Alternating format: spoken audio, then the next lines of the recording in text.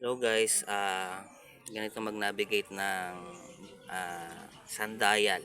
Yung kailangan, yung genome mo, ito yung genome, yung stick na yan, naka-point sa true north. Ito yung may compass tayo. Yung north ko papunta doon. So, ah, tapos alamin mo kung ano yung latitude mo. Sa akin, nasa 45 degrees. Yan. Siyempre, Philippines tayo. 45 degrees. Ito kasi yung 0 pababa. Ay, so 0 sa baba. Paakyat, 90 degrees yan. 90. Okay. So, tingnan natin kung sakto Ang oras ngayon is 10:58. So, sakto yung oras. Ito yung 10 natin. Mag-11 na. So, sumasakto talaga. Yung shadow niya, parang orasan natin na mag-11 na. Sakto, 10:58, mag-11 na. Sakto yung pag-navigate natin ng sundial. Kasi ito yung alas 12 yung street. Ito mag-11 pa lang. So, sakto guys. Pagaling. Pero yung miracle kay success, kay Hezekiah, hindi natin alam kung paano nangyari yun. Pinabalik ng Diyos yung yung oras. Parang miracle yun. Pero kung gagamitan natin ng kamay, paano ba yun? Uusog. Hindi naman pwedeng umusog yun kasi hagdan yun Yung sundial ni Hezekiah, hagdan yun bato yun Natin ano lang, pwede pandayain pag inusog mo diba?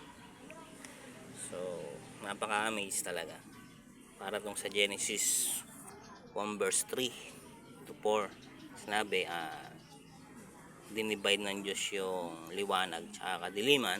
Yan, nakadivide. Kaya nagkaroon ng oras, ng araw at gabi. Diba? Pinangalanan niya yung liwanag na araw at yung dilim na gabi. Diba? Tapos, nagkaroon ng daytime. Lumipas yun. Okay? Pero ang galing. Parang Egyptian yata naka-discover nito. Pero, nakaka-amaze. Inadapt ng ating uy, tulog naman ako sa inyo. Gawin na pusa. Guys, napaka-accurate ng sundial na binili ko. Magkano lang to? Nasa 80 lang to sa Lazada. Order na kayo at mag-experiment kayo kung gusto nyo. At least, malalaman nyo yung oras. Okay? Kahit wala kayong Pero nagkakas siya ng shadow dito.